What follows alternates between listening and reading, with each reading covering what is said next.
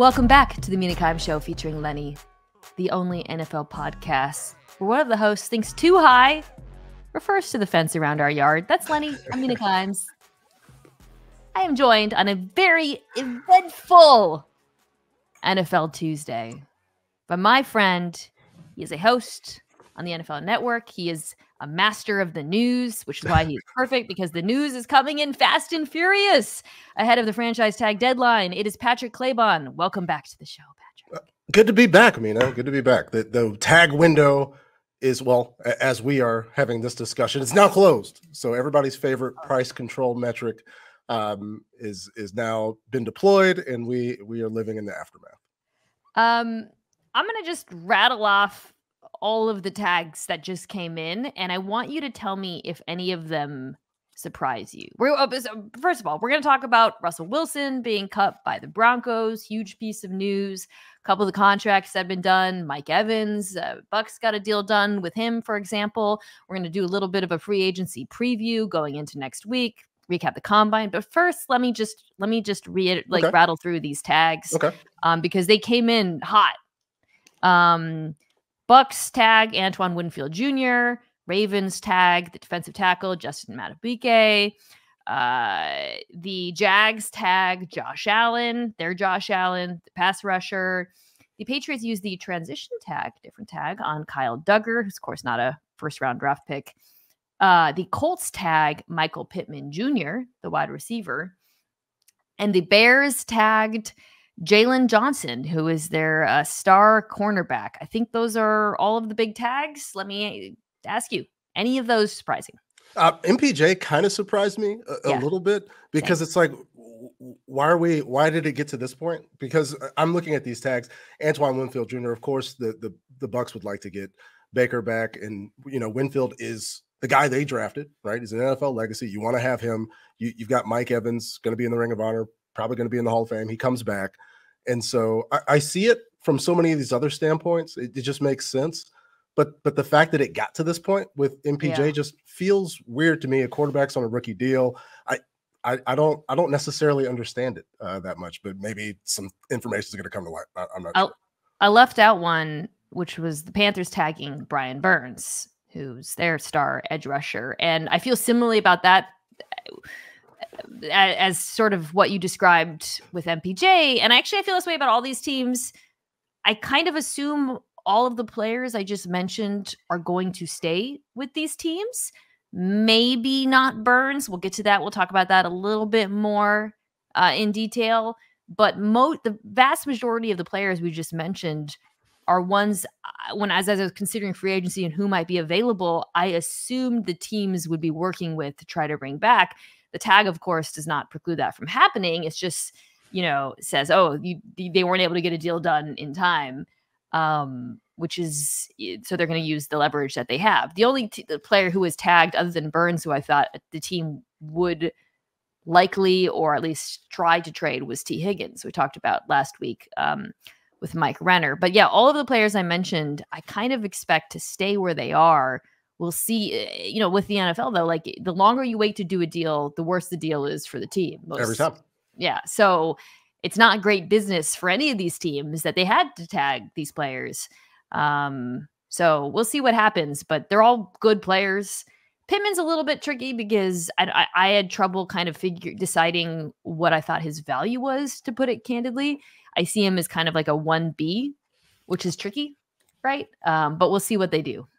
And with the tag, I think everybody had a very public introduction with Lamar last year to the tag being a part of the process, to where it doesn't necessarily mean, hey, you're stamped with this, you're going to wear this forever.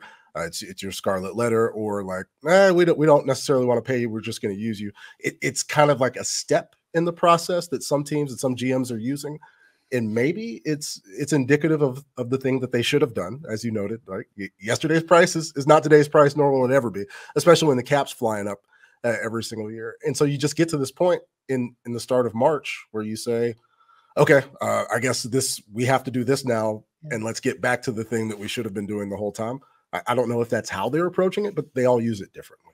Especially with a position like edge rusher, where I just mentioned like Josh Allen and Brian Burns, two of the, I would say, top 10 to 15 edge rushers in the NFL. If one of those deals gets done first, the other team is going to have to look at that as precedent. Because, you know, I would say both of those players probably will command less than Nick Bosa, which was the last big, maybe not. I don't know. Maybe I'm wrong. Maybe because of the cap going up. They're obviously a tier below him. But yeah, if one gets done first, it's bad for the team that employs the other. So put a pin in those edge rushers, put a pin in a lot of these free agents. There's some players who weren't tagged too that are interesting. I want to start off by talking about Russell Wilson and this news that he was cut from Denver Broncos. Not surprising. The second he was benched, and I'm trying to figure out the best way to characterize it, went public with the fact that he says the Broncos approached him about sacrificing some of his injury guarantees, which stinks, you know. This seems like it was in the cards, but it is worth taking a moment to pause and consider the scope of the amount of money that this Broncos team is now eating because of that benching. $85 million, probably cutting $85 million. It's post June 1st cut, so they'll spread that out, basically split it in about half.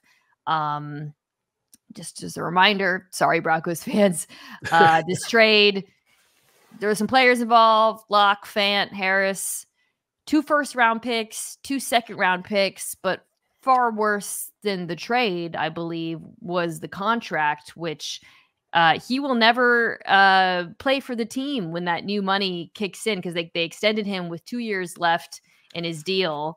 Wild 5-year, $245 million extension.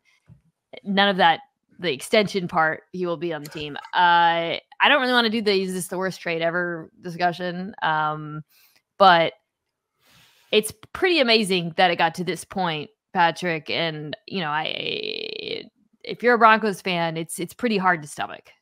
And it should be, because you go back, of course, the offseason a couple of years ago, there was all the hype and all the excitement, not just about the Broncos, but the entire division.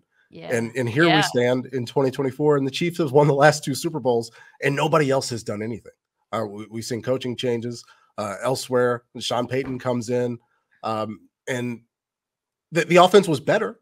It wasn't a categorical all-out failure like it was before last year, but it was better. And there was a chance, like middle to late of last season, where we're wondering, hey, if this could work. And that's, you know, what Russell alluded to during that. Pretty much, I don't know about, it was the most honest conversation where Russell did kind of outline the Broncos coming to him. It was like the most introspective and honest Russ coming from him. It was like kind of jarring because he's usually so political when he speaks. Yeah. And so it all went wrong. Of course, there's the much publicized video, which we were able to show several times yesterday, of Sean Payton kind of dressing him down on the sideline. And I personally think it's going to be very tough for someone to come in and have all of those expectations in Denver, especially considering the financial situation. It's got to be somebody's fault here in 2024. And while we can allude to the money to Russ, because essentially, and that's one of the discussions that now this changes things in free agency, because that's $39 million that somebody else isn't going to have to pay Russell Wilson. So it's not just the value of getting a Super Bowl champion quarterback who had a kind of a bounce back season last year, but it's all the other things that you can do with the money. And I think that makes Russ so much more attractive. I mean, I do not think it's over for Russ. I feel like that's gotten a little bit overblown. I think that's such a good point. It's so important. The money is everything with Russell Wilson, because, as you said, because of the fact that Denver will be eating most of the contract, there's no reason for Russ to take more than like the minimum. You know, there's just zero reason financially. There's zero reason for him to, unless the team were to pay him over $35 million, which is not going to happen. Not going to happen. So from that standpoint, when you take a step back to look at who is Russell Wilson and what kind of, you know, which teams might be interested in him, you're considering the fact that he is probably going to be the cheapest quarterback available. And I'm counting like first round rookies in that, you know, like Russell Wilson is cheaper than a first round rookie. Like, and so the question is like, well, what kind of quarterback was he? Well, last year, Patrick, this is not the most exciting, takeable piece of analysis. He was average. like he was okay. You know, I mean, just some of the numbers: 21st in QBR, 11th in completion percentage over expected. Very low average depth of target, but very high on target percentage. Those things obviously go hand in hand. He was good under pressure, 8th in QBR, 7th on play action, 8th in total rushing yards. Did not throw to the middle of the field. Intermediate had like lowest number of attempts in the NFL. It was like screens and deep shots and running and okay. But at the minimum, yeah. I mean, I can think of a lot of and again, from the team perspective, when you think about that too, there's so many different kind of scenarios in which a quarterback like the one you and I just described is valuable. There are the teams that are looking for starters, Atlanta, potentially Pittsburgh, although I'm increasingly apprehensive of that. Tampa, if Baker doesn't come back, the Raiders. But then there are teams that want or might want a bridge quarterback. Maybe they want a quarterback to pair with a guy that they draft. I think all of the above should be considering Russ. I don't know what Russ is open to, but to me, there's a lot of appeal because of the contract. So much. And you go, if you want to talk about the draft, like JJ McCarthy is not going to turn 21 years old until January of 2025. If somebody does take that mindset that you need somebody to sit for a year, if Russ is essentially playing for free, that becomes so much more attractive. Yeah. And it also allows you to be more active in free agency. The targets that you're looking at, if you're living by the Bible, which is what I call Greg Rosenthal's top 101 free agents list, right? You can go up. You can go up the list and start making more aggressive offers to people. I think once you get past the Kirk Cousins tier, and that's not even a foregone conclusion. I mean, Kirk Cousins coming off the Achilles tear. I don't know how every particular team that's going to be involved in this feels about that. Once you get past Kirk Cousins, why wouldn't you consider Russell Wilson for free versus, say, Baker Mayfield, who's apparently attracting interest right now? Dude, at the combine, the numbers I was hearing associated with Baker Mayfield, let me tell you, they're a lot. They start with 4, okay? So, yeah, who knows what I'm just, but would you rather have Baker Mayfield at, let's say, $35 million a year for, I don't know, 3 years, or Russell Wilson for nothing? I would take Russell Wilson. Same, because it's Russell Wilson again, plus Saquon. Russell Wilson plus let's say your offensive line. You can build your defense. They don't figure it out. I mean, you could because of the tag situation with L'Jarius Sneed. Hey, maybe go ahead and lock up a corner who made so many plays down the stretch and got the Chiefs another Super Bowl. You can just do more things. You're more flexible if you take this bridge. And we had a bridge discussion yesterday about just the different ways you can approach this. There's some very good quarterbacks who've had very good situations where they came in not expecting to be the long-term solution, and here's an obvious place where Russ could apply to that. Crazy. I wrote down the teams that I thought might actually be in the mix. So I wrote Patriots and Commanders if they don't think their quarterback can start immediately, assuming that the Patriots stay at 3. Or if the Patriots were to trade out of 3, Russ makes a lot of sense for them too. Again, we talk about the bridge thing. I do think Wilson can and should be open to that situation if he feels like he can start this year and compete and win. I mean, Russell Wilson's mindset is, I'm the starter, I'm going to win, I can still win Super Bowls. The realism of that is open to debate, but I do think that there are bridge situations that should have appealed to him if it's a good team, frankly. Then I have the Falcons, Vikings, Raiders. They're sort of in that next tier in the draft. They pick 8, 11th, 12th, or something like 8, 11th, 13th. Yeah. Anyways, point is, all of those teams make sense. If Kirk Cousins was to say leave Minnesota, maybe they trade up. They're a team that's been really, that was a big thing at Indy, by the way. A lot of rumors about the Vikings and some of these draft picks, but Wilson would make sense there. And then you're looking at the Steelers. I mentioned the Bucs if Baker leaves. I wrote the Titans, but I think that's one where I can imagine Russ not wanting to, because I don't think he would view that as like an obvious starting job, because I think they're going to probably want to roll in with Levis. And then the final scenario is that he sits around and waits to see if there's an injury and an opening comes up. But a lot of options. I think the timing of it is going to be what's tricky. Like, I think the Kirk Cousins shoe kind of has to drop first. But yeah, I don't know. I just feel like there's a lot of places where he could land. Yeah, I focused on 4 teams because what Antonio Pierce said at the combine, that the Raiders weren't looking for a Band-Aid. The veteran that he's looking for, to me, it sounded like he was talking about Russell Wilson, like from the onset. And my favorite thing, Mina, about the teams is the Falcons, the Raiders, the Steelers, and the Patriots all play the Denver Broncos in 2024.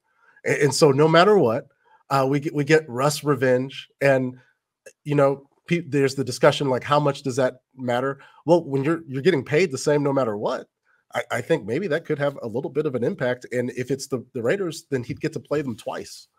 And so yes, it's just fun.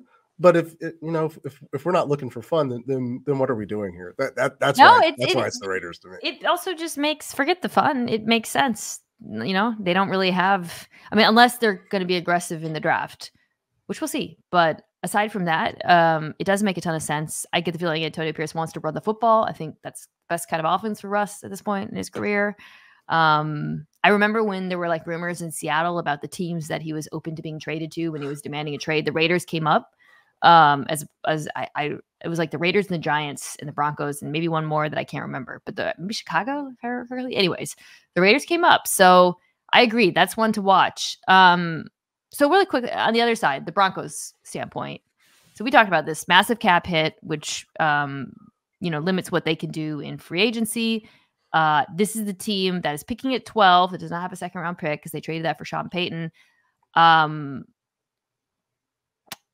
They seem like, along with the Vikings, I think that the Broncos and the Vikings are the teams that I view as most likely to be aggressive in the draft, just because the Broncos won't have a pathway to a quarterback otherwise. I think, to me, the biggest question is like, okay, does aggressive mean you try to trade up to 2 and 3? Of course, those two teams, the Commanders and Patriots, would have to be willing to move off a quarterback.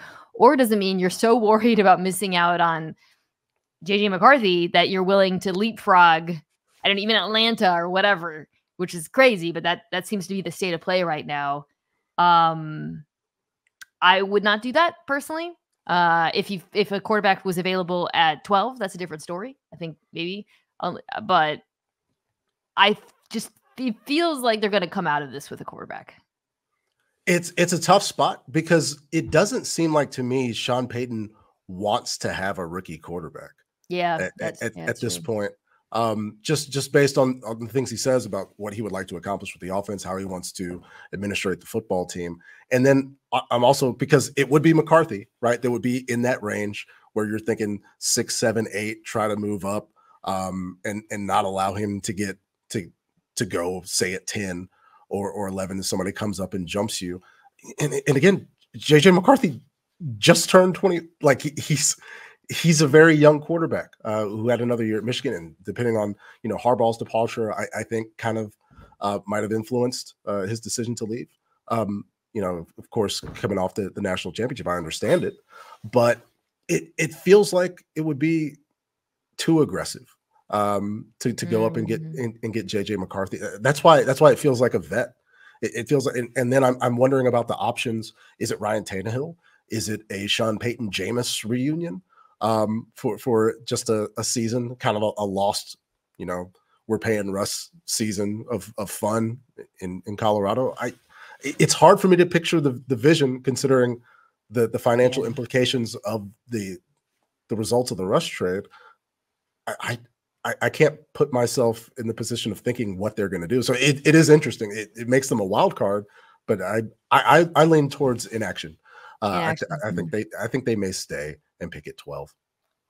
Yeah, and this could be a scenario too where like there's all this smoke around McCarthy, and he could go in the top 4, and then he's there at 12. It totally plausible. It happens every year. I don't know. It's a long process. Yeah, I actually, and especially since Minnesota, I really think they're going to be an aggressive team either way. Probably more aggressive then, because they're a good team. I mean, the reality is like both of these teams are pretty good. Like both of these teams, I wouldn't say like quarterback away from the Super Bowl, but they're certainly quarterback away from being pretty competitive. Both were competitive last year at times till the end of the season, really. So it's hard to know what the right move is without knowing what it would take in the draft. I know that's kind of like a cop-out, but the more I dig into these quarterbacks, the more I feel that outside of the top 3, I wouldn't want to move to be to spend a ton of draft capital. But yeah, we'll see what happens with them. Okay, so that's the other thing about the quarterbacks and free agency is last week I talked about the Kirk Cousins free agency, and both myself and my guests said it seems like he's going to have Minnesota. Marriage makes sense for both sides. Patrick, I don't feel that way anymore. It's amazing how much, not that it doesn't make sense, but maybe I'm wrong, but increasingly it seems like that might be a trickier reunion than we thought, just because of the amount of money that Kirk would command. And he's been linked with Atlanta, which is a team that makes sense for a litany of reasons. But I don't know. I don't know if he's going to return to the Vikings. And that feels like, considering the circumstances, right? Because Kirk, again, he would like to be compensated. He's made plenty of money, but Kirk Cousins wants to be in a good situation financially, and wants to be on a good football team. And, Justin Jefferson is, you could make an easy case, one of the best receivers. I can make a case the best receiver in the NFL, and has been for a couple of years. But then you consider Atlanta and the wealth of options, right? And the money, because Atlanta, frankly, can pay Kirk more at this point. And I don't know, because Kevin O'Connell says, Kirk deserves to be a free agent. Questy says that they're going to be very aggressive, but how aggressive can you be? Yeah. And I don't know that Kirk wants to leave Minnesota. He's had a lot of success in Minnesota. People forget about the win in New Orleans in the playoffs. They have accomplished a lot. Some things, in the playoffs didn't necessarily work out, but you could say that for every team. That's not the Kansas City Chiefs here recently. And so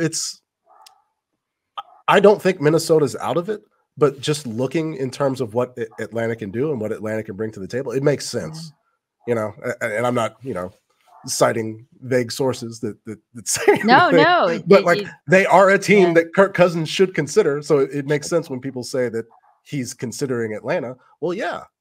If I were Kirk Cousins, I would be considering Atlanta too, or anybody that had the capacity to pay me $45 million. Oh, well, let's talk about a deal that actually did get done. And you alluded to the sort of the dominoes falling in place in Tampa.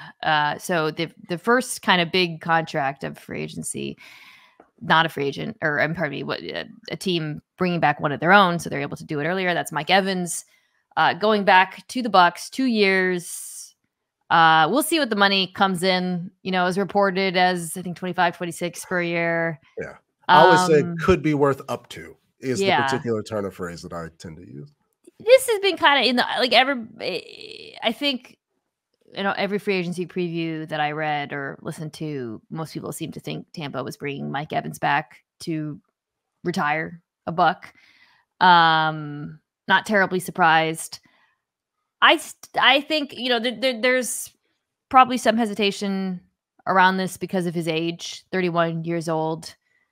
It's a miracle he even gets out of bed in the morning. It's an actual fossil. Wow. All you old people are dying. So inspiring.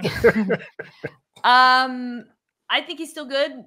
He was super productive last year. ESPN has this metric that I think it's really useful, called wide receiver score, and they break it out into different metrics, one of which is open score, which is really useful because, as you know, separation doesn't really tell you much because the receiver who catches a ton of screens or a deep threat is likely to have more separation. They're just used in different ways. Yeah. So open score actually looks at what is the route, what is being asked of them, where is the defender, and then are they open, meaning what's the likelihood they're going to keep complete catch based on where they are. And in that metric of the higher volume receivers, Mike Evans was 5th last year, man. And that includes tight ends. That's all pass catchers. He still gets open. Now, he's not like separating down deep, crazy. He's not like open, but he's still like such a great. He's still number one. He's still, I think, really a quarterback's best friend. Maybe that quarterback will be Baker Mayfield, but if I'm Tampa, I'm pretty happy we brought it back. And absolutely, it just makes more sense because to go into a situation where Mike Evans is playing football, it would be great. It would be great because he would be going to a contender and a new fan base would be able to appreciate him. But those folks in Tampa, these consecutive 1,000-yard seasons, it's not just a counting stat. Statistically, you have to go back to 2018 for Mike Evans to have a season like he did last year. And that's including he and Baker had so many opportunities, Mina, where either it was a drop or it was a miss, where the numbers could have even been that much better. And I think just looking at it, because this really the start, and we haven't seen big numbers come in. We don't know what Calvin Ridley is going to get, but it just feels like a lot of a hometown discount. And so, good on Jason Light for getting it done, pre-Baker, pre-Antoine Winfield. And I think, Mike Evans, it seems like a clear case of a guy wanting to, finish this part of his career in Tampa. Who knows what's going to happen in 2 years, but nobody knows what's going to happen in 2 years about anything, about all these deals. We're going to have 3-year deals and people are only going to play a season out of it. But he's still a very, very good football player. I think he's still a good separator because, the body type, the lean. I know Johnny Football is, not going to the Heisman presentation, trying to get Reggie his trophy back. Maybe Johnny could give his trophy to Mike because I think it was a big part of that. But it's just so good for so long, and I'm glad people appreciate him. I mean, I thought you were going in a Kyle Shanahan direction when you were like, nobody knows what's happening in 2 years. Anything could happen. Like, yeah, we could all be gone. California could be its own country. The other thing about the receivers that's worth mentioning is like it's not a great receiver class. The two, I would say, probably other two top receiver free agents were Pittman Jr. and Higgins, both of whom got tagged. One of whom, at least Higgins, I don't know about Pittman, probably available for a trade. So that. Like when we talk about how much does Higgins command? Well, it's that plus a trade and you do the extension. And then you have Calvin Ridley, who's a little bit of a black box. Marquise Hollywood Brown, who you and I have a shared frustration with over the years. Darnell Mooney, OBJ. And then the other thing is, and I think this will probably really impact any other wide receiver contracts we see moving forward. It's like an insane draft. We'll touch on that a little bit later on for wide receivers, which will probably depress the value of some of these contracts. So in any case, I think I don't think we're going to see much bigger contracts than this, frankly, unless a team trades for Higgins and gives him one. So good for him. And it's not the most exciting group. The defensive line is really, I think, that's kind of like really what I wanted to get into with you because there's a lot of big names. And actually, let's start before we get to the edge. I do want to hit one of the defensive tackles. So we're talking about players who you and I were surprised to see them tagged. Player who wasn't tagged, and I think I probably should have seen this coming, but it just didn't occur to me. Christian Wilkins is a free agent. He's a really, really good football player. So solid in run defense, consistently ranks near the top of the NFL in ESPN's run stat win rate metric. 14 sacks created last year, which is a number I sometimes like to look at for defensive linemen or defensive tackles, rather interior linemen, because they don't always get the love of the raw sack numbers, but they do a lot of the dirty work. Once I looked at Miami's cap, I understood why. I don't think they could afford to tag him, frankly, and they've moved on from other players as well, Xavier Howard, Jerome Baker. But this is he is quite and if you consider the fact that Chris Jones is probably likely to stay a Chief, Justin Madubuike is probably going to stay a Raven, really the most desirable option out there. Yeah, and I know based on instigator matrix, like if you're going top level instigator like Cortland Finnegan, like Sean Lattimore when he's playing Mike Evans, he's up there. Christian Wilkins is number one. He's number one in that, and I think not liked.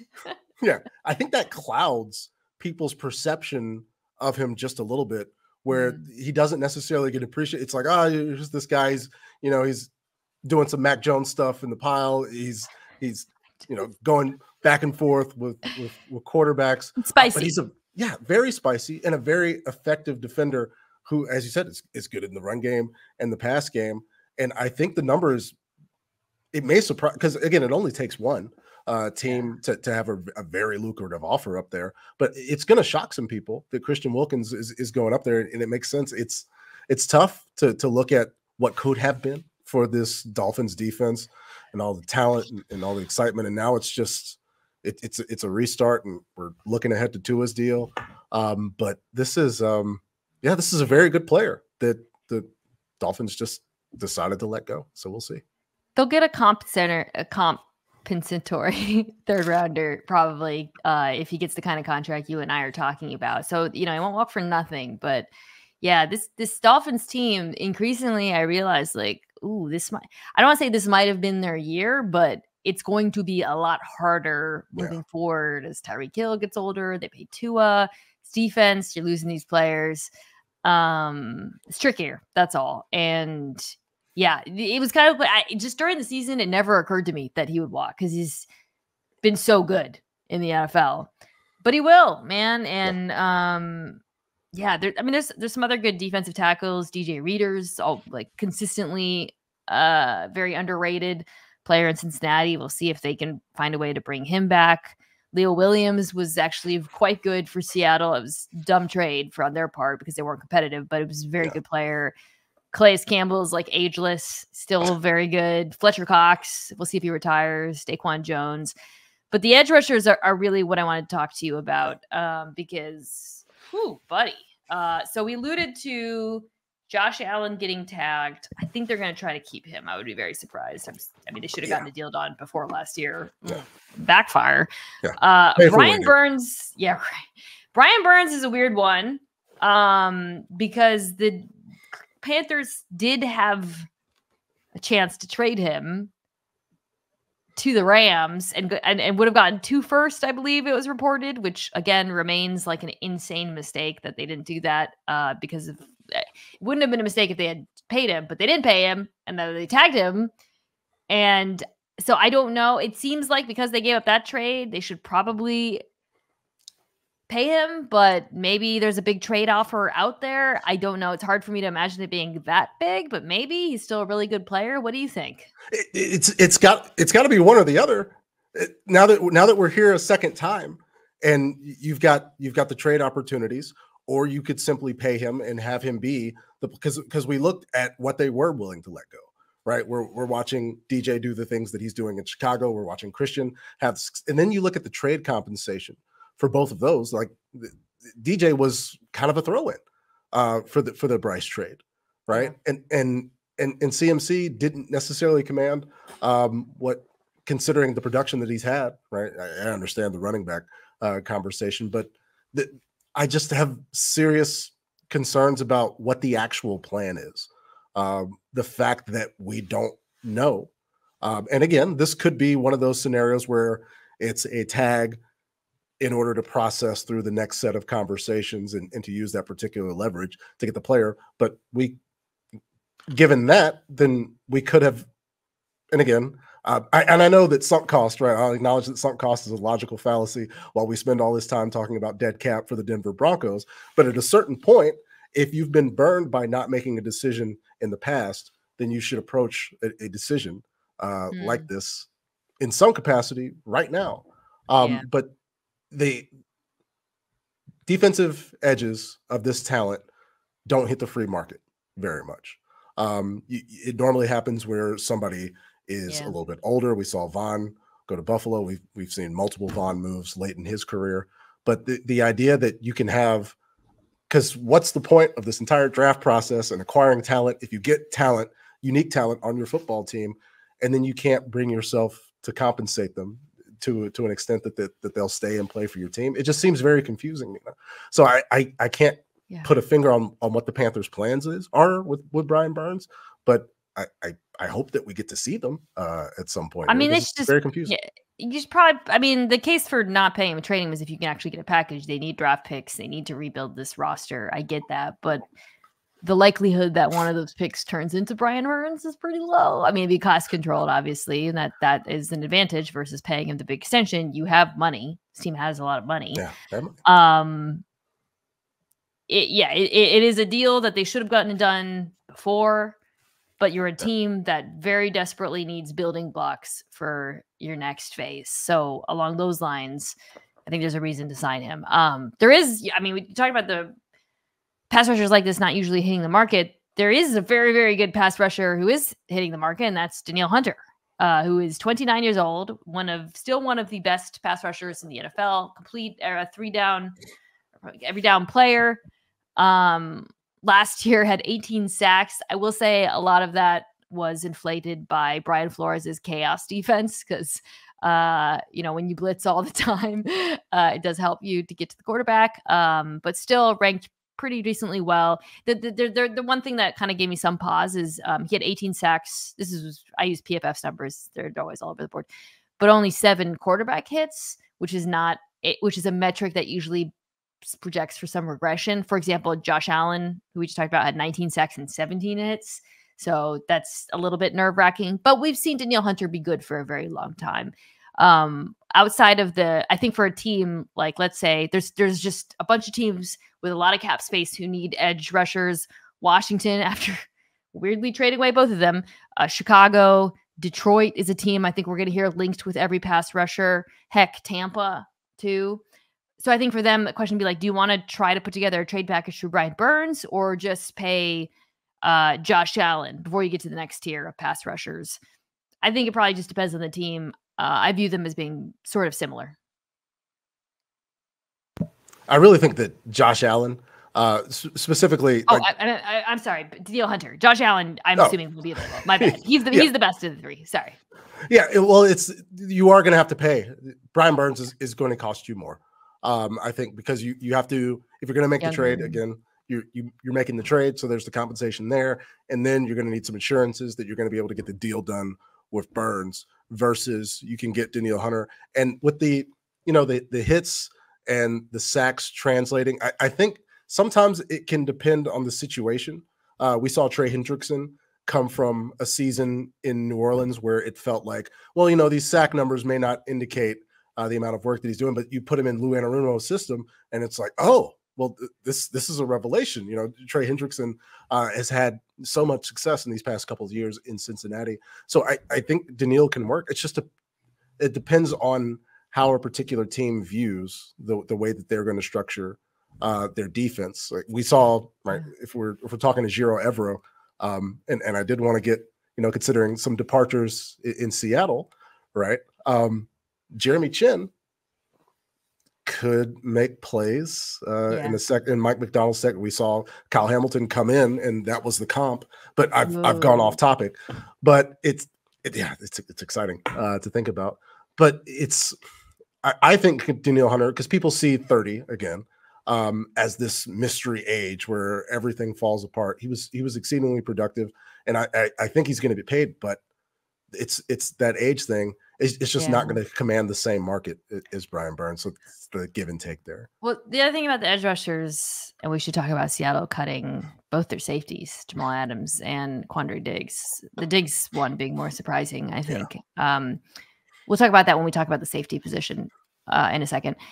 But the thing about this edge group is it is pretty deep, man. Like we're talking about the top tier of edge rushers, but beyond that, there's Bryce Huff, who is like the small sample size god with the Jets. Like every metric, he tests off the charts, like pass rush rate, sacks created, pressures. But he was just never an every down. Like they cycled guys so much in Florida. That as well. So I think that's the question you have to ask with him is like, why? Was it because of the depth that they had at the position, or I don't know. You have Jonathan Grenard, who's another football nerd favorite in Houston, who was very, very good. Definitely, to me, a complete player. Someone you can count on to both rush the passer and play run defense. Chase Young, who's a bit of a question mark. Then you get the older guys, Clowney, Za'Darius Smith, Andrew Van Ginkel, Josh Uche, Dorrance Armstrong, Shaq Barrett, Leonard Floyd, Kyle Van Noy, DJ Wanham, Mike Dana, like Patrick. Like that's a lot of every single player I just said is good. Every single one. And the thing that jumps out to me, Mina, is Jadeveon Clowney had such a great season in Baltimore. Yeah. But then in the playoffs, there's, of course, everybody remembers the Patrick Mahomes finding Travis Kelce over the play. But Jadeveon Clowney, if you watch that play, he got blocked 30 yards down the field. And that's what happened that allowed, and it's a very frustrating situation for me. But it's those performances in the playoffs that kind of set the difference for what we expect to see in terms of compensation. I think that it's a very, very solid group, but once you get past those top 3 or 4, I think all these guys are going to fall in the same range. It just depends on what particular style and what particular structure these defensive coordinators are going to have them in. Clowney being a great example of a guy who really was a perfect fit for Mike McDonald's defense. By the way, another one I think I would keep an eye on Seattle because of that, and Van Noy too. They're all kind of twos. Right, like we started off by talking about the guys who I think are legitimately you could see as number 1 edge rushers, but outside of Allen, Burns, Hunter, it's guys who are twos. But it's a solid amount of them, and you can win Super Bowls with twos. And so it's especially we consider this edge class that's coming in where you've got a clear cut number 1, and then we're getting questions on down the list. I think it's a great year. To pick up somebody to rush the passer. All right, let's take a quick break, come back, and talk about the rest of free agency and the other position groups that are equally stacked. Why should you bet with Caesars Sportsbook? 2 words, Caesars Rewards. Every bet brings you closer to the types of benefits only Caesars can offer. Hotel stays, VIP experiences, sports and concert tickets, and more. It's not just an app, it's an empire.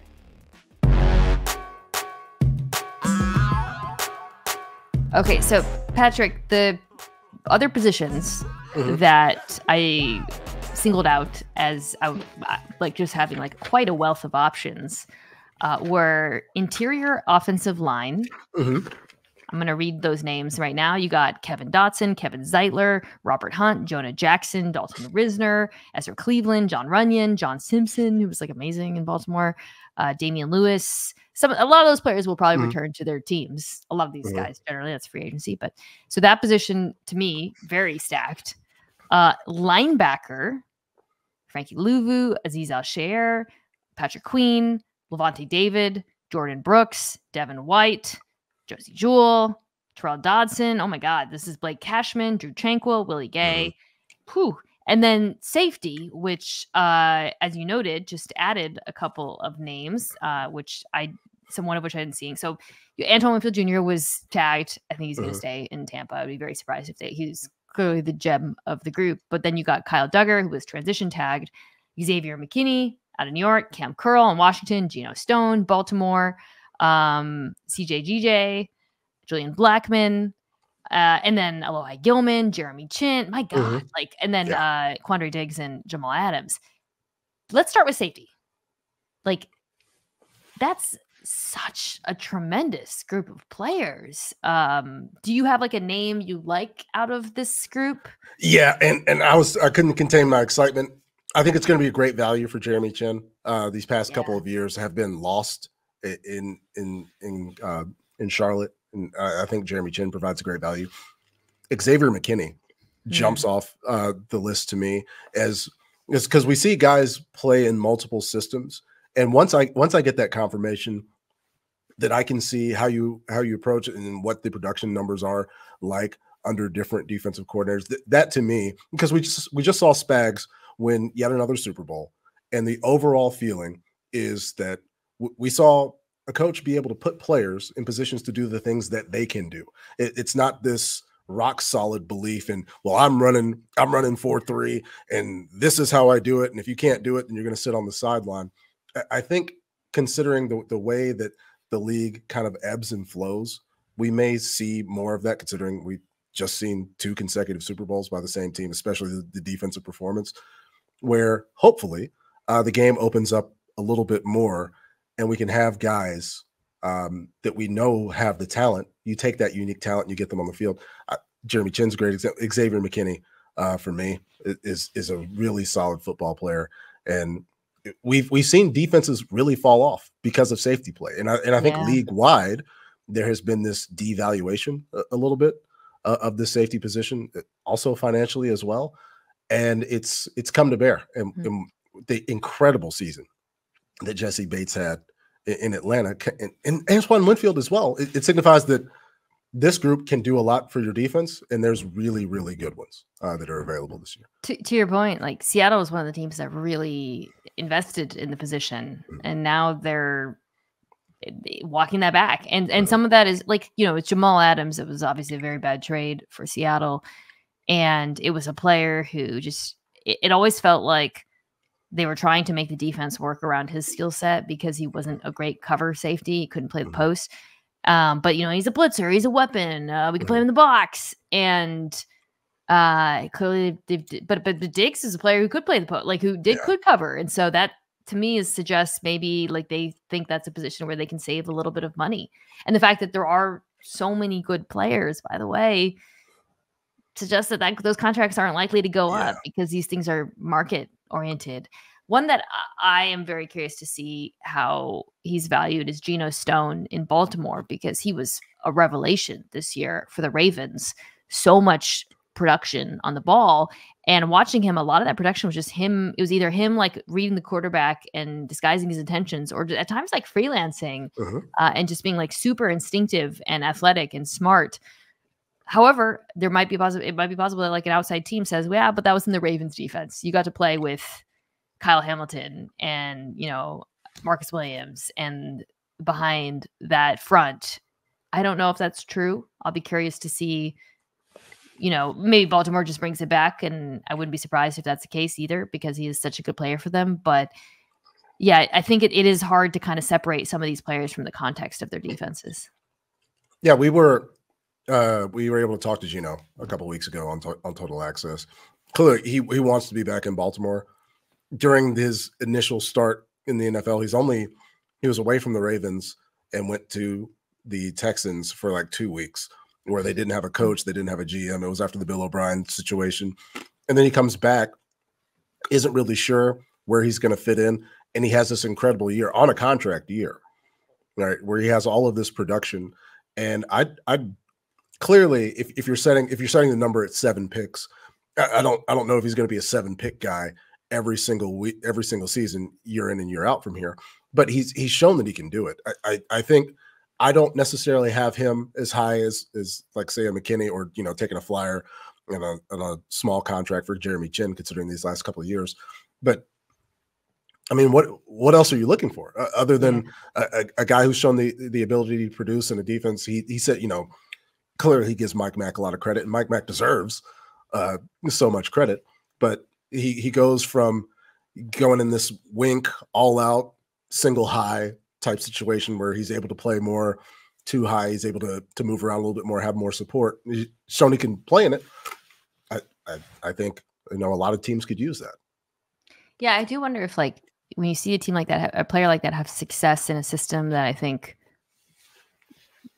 defenses around the NFL might want to emulate. Yeah.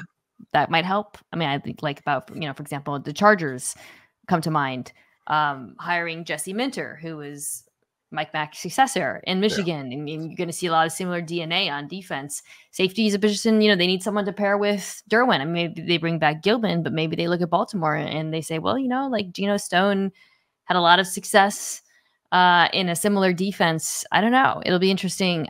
There's just so many good players at that position.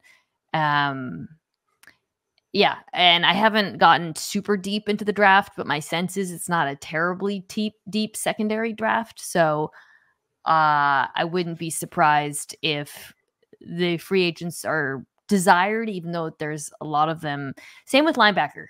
So last week, we talked about the fact that first round, just rookie linebackers generally have not been very good in the NFL. It seems to take them like 2 or 3 years to really figure things out. And now a lot of the guys that figured things out are available. It's kind of like when people say like, oh, you like, I'm trying to think of the right way to phrase it. Like when you date someone let's say you see an ex who was kind of too young when you dated and they were kind of, and then somebody else gets to benefit from the years in which they were maturing and figuring themselves out, and then you're someone cooked you. Yeah. But you were the chef. I made this. Yeah, wait, what the heck? Yeah. Anyways, I feel like that's the linebackers of the league. Oh my God. I mean, I said that group of like, it's an insane class of free agents. Teams that need linebackers. I just throw this out. Well, the teams that have those players, you know, we'll see what happens like with Tampa, with your Baltimore, wherever the players might walk. But teams that obviously need linebackers, Dallas and Philadelphia. I don't know if y'all watch the playoffs. Turns out linebacker matters. Houston potentially. Again, you know, I mentioned one of the players potentially leaving. Seattle, Chargers, Steelers. I threw out as well. Of the group that I mentioned, you know, are there any players that you think should be like the belle of the ball, or anyone that you're particularly excited about? Well, I mean, clearly Levante David has had so much success. And the age, of course, becomes a factor. I think PQ, Patrick Queen, when you're initially evaluating Patrick Queen before the Roquan trade, he's dealing with the types of things that you were talking about. That process of not just learning how to play the position, but to facilitate the defense and make the calls. So Roquan comes in, allows PQ to just fly around. Of course, would love to see him back in Baltimore, but to those teams, to the Chargers, to these other spots where there's a real need, I think there could be a huge value there. Just a huge value in getting PQ. Yeah, I think it's kind of like the Geno Stone thing where it's like, okay, what are you separate from Roquan Smith? You know, can you be the leader of the defense on your own? I kind of think he can, you know, because in the beginning, like you said, Roquan allowed him to fly around, but over time you saw a player just he plays so fast. I mean, he's an incredible athlete, but you also saw a player who consistently made the right decisions, who just seemed to, like, the game seemed to almost slow down for him as the years went on. Just really, you know, Baltimore didn't option him. You remember that, of course.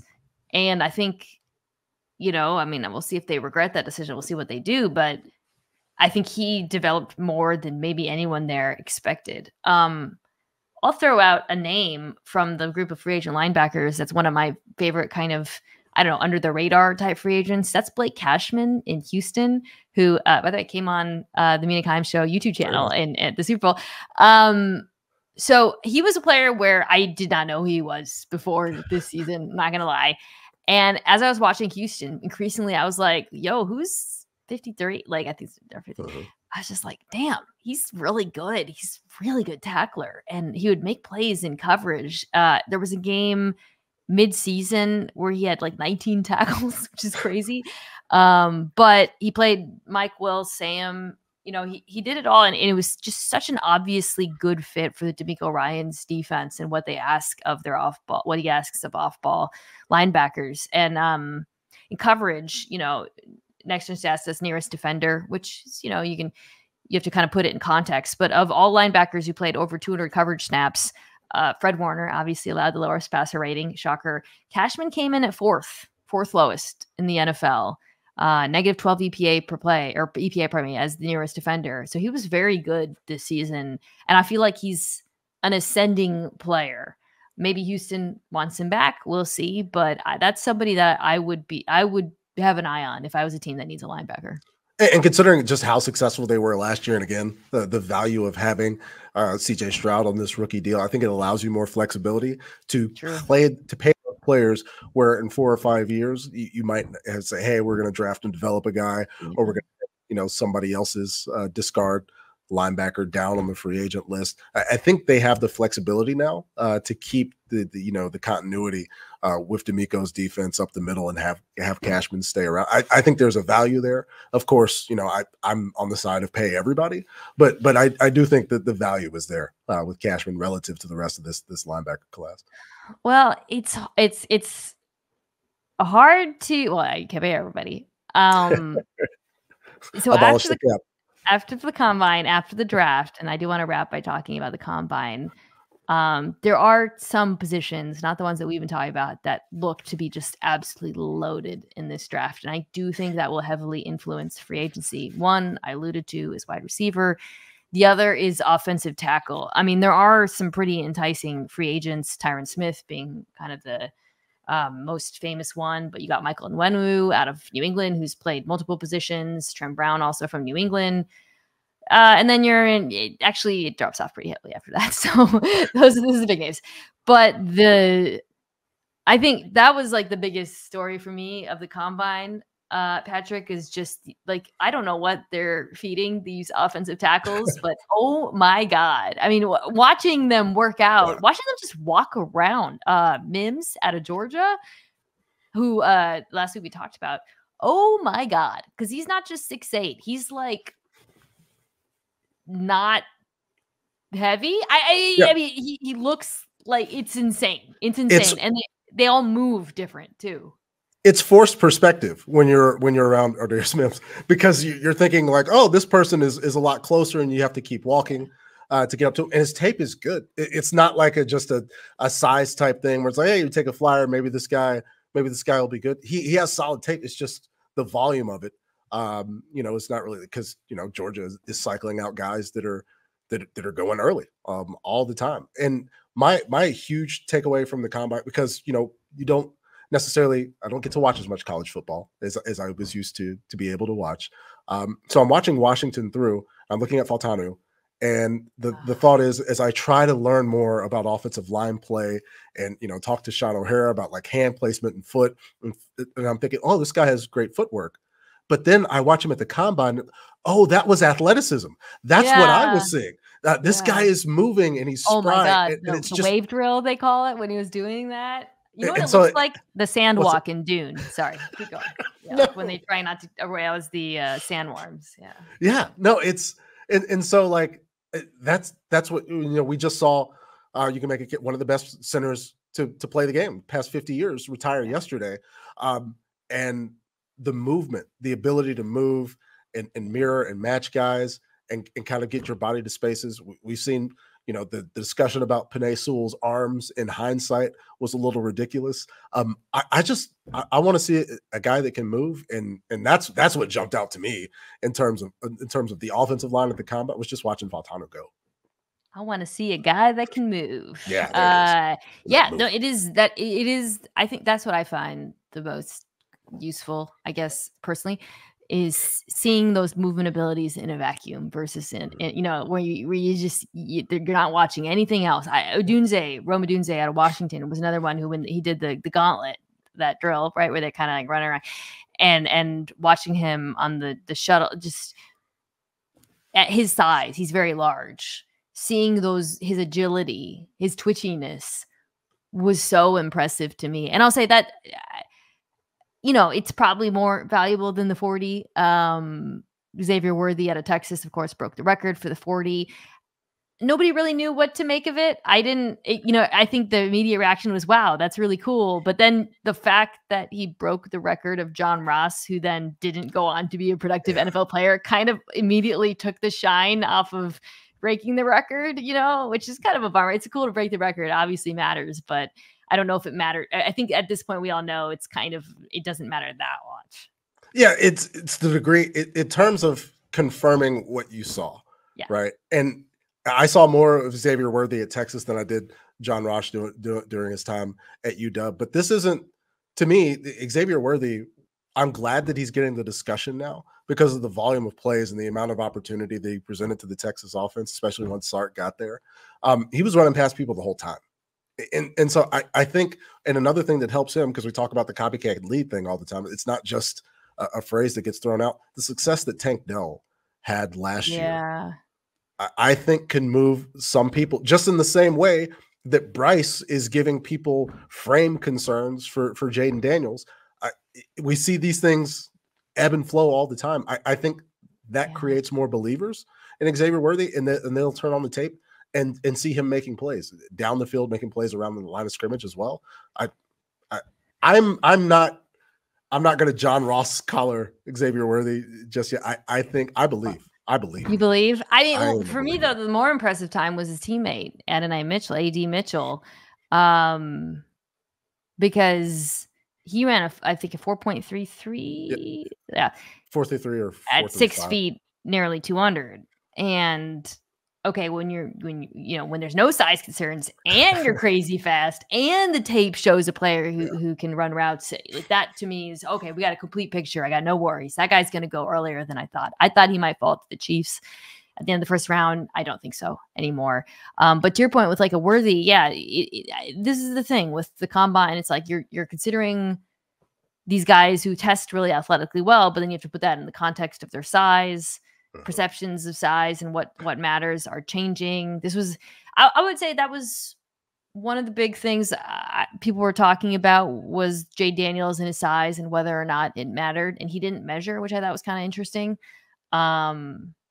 Because when guys aren't doing drills and medicals to exert a little bit of power over the process, on one hand, I'm like, that's great. Like Caleb Williams, there's no reason for you to do any of this. This is stupid. Or Marvin Harrison. But then when like Jane Daniels doesn't measure, I'm like, oh, you still need time to gain weight, don't you? Like that just comes to mind. And I do think it matters at his position. How much it matters is an open question. That was my other big storyline, by the way, Patrick, coming out of the week, other than, the actual athletic performances. And there were a lot of really great ones. Chop Robinson, the corners, Nate Wiggins, Quinion Mitchell were amazing. Dallas Turner was as advertised. But the biggest thing that everyone was talking about on the ground in Indianapolis is pick 3 for sale. Potentially pick 2, but I think pick 3. And a lot of people seem to think it was. And the teams you kept hearing thrown out as teams that might be aggressive and move up, Minnesota, some Denver, New York, and Vegas. That's my on the ground at the steakhouses until 3 a.m. Mina Kimes reporting from the combine drill. Thank you for your service, Mina. I was doing my best. As a Patriots fan, let's put from that side of it. How would you feel hearing that? It would make me feel, well, first of all, the turnover, the turnover, but a little bit of continuity, right, in the front office and on the coaching staff. I would feel that they don't necessarily like the player. Right. And if they don't like the player, if I'm a fan, and I don't know if I'm being overly irrational about this, let me know. But if the team doesn't want the player, then I don't want them to take a player that they don't necessarily believe in, because then you get into a situation where it's this mismatch of goals, mismatch of planning. And so I would be comfortable if I'm thinking trading out of 3. I like Jaden. I think Jaden, it would be a solid fit with what they're going to run in Chicago, to be very honest with you. But it's we've seen teams have less success trading up to the spot at 2 or 3 than we have for the teams that traded out of the spot, especially when it comes for quarterbacks. And so I take that history, and I would feel comfortable with it if I was a Patriots fan. So hard to stomach not taking a quarterback if you're that team. But the scenarios where they trade down, they still take a quarterback. They take one of the next tier, or I don't know. I like the top 3 enough to where, and I'm just saying top 3 at this point. I would just take one of them. Frankly, I like them, all 3 of them. But trading down also can mean different things. It doesn't necessarily even mean trading to 11. I threw out New York as a team that has been, that's 6. If you trade down to 6, you could still get one of the blue chip wide receiver or offensive tackle prospects, which you desperately need. And you've picked up other first rounders to continue fleshing out this offense that needs players. There's a case to be made for doing it, is what I'm saying. So it's not crazy. I think, the Kirk Cousins domino needs to fall. I keep saying that. And then we'll have clarity, because if Minnesota doesn't bring him back, then all the rumors we've been hearing about Minnesota and how aggressive they are will be substantiated. But if they do sign him, then it's like, okay, now it's like the number of candidates who would actually be willing to trade up has gone down. I don't know. It's the other thing I would say, this is, we can end here, like as far as, again, combine scuttlebutt is, and you kind of alluded to this, at the beginning of this process, it really seemed like Williams, May, Daniels was the order. Let me tell you, it is not set. Williams, I think, is number 1, but Daniels versus May, it kind of feels like it's going to go down to the wire, which is exciting. As everybody, And that's what we need. That's what we need for the draft is not like fabricated excitement where you've got like weird leaks about weird scores and all this to try to move things and get people off. Like genuine confusion, genuine, not subterfuge between teams trying to mislead each other. But I don't know. Because so many of those conversations that you probably were party to in Indy, like we saw, and also savvy on Kirk for posting the video of him showing himself moving around right as everybody's getting to Indianapolis. So these conversations can kind of get started a little bit. But once, as you said, once that happens, so much other stuff is going to make sense. But then we're not going to know until that clock starts ticking, because like, is the pick for sale? It depends on the price. Right. And so much is going to go into what the actual price is for New England to make that decision. But I think it's May. I think it's May at 2. You do? Yeah. I think that's my feeling going in. Really? What makes you think that? Just, okay. So we saw new ownership involved in the interview process. That's right. At the combine, not like to the degree of heavy-handedness that the front office, that they're going to be involved in these decisions. But right, considering we saw Jaden's kind of bursting onto the scene last year, especially late last year, right? The 270 yards rushing and 300 yards passing against Florida. Drake May was there. The conversation was Drake May or Caleb at 1, right? Coming into the last year of college football. And so I feel like they may be of the mindset that Drake is the safer pick. He's the safer option. He's the younger quarterback, but that's a feeling. That's not based on any indications. We don't. It just, that's where I am right now. I mean, in my unreleased mock draft, I got Drake May going to the. Well, I will do an entire episode on the quarterbacks coming up. So I'm still kind of gathering my thoughts on that. I think everybody is kind of. We're all kind of like starting to like dip, because like, our last memory is Jaden Daniels winning the Heisman, Drake. And I think we got to go back and watch the games over the last few years. Speaking of reviewing the tape, about the dune sand walk. Do you know what I'm talking about? When they walk on the sand to avoid the... I have not made it to see the sequel yet. Okay. And so, but like they have to do that kind of like... It really is like the offensive line drill. Okay. I thought that it's just called the sand walk. Interestingly enough, it was choreographed by the guy who choreographed Black Swan and famously cheated on Natalie Portman. So shame on you. But anyways, that would actually be a great combine drill. Can you do the dune sand walk and avoid with actual arms? Yeah, with actual. We gotta get them. Also, integration opportunity for the studios. Let's go. Sponsored by whoever made Dune. Zendaya can host it. Okay. Well, speaking of hosts, Patrick Clayton, you're one of the best. Thank you for coming on.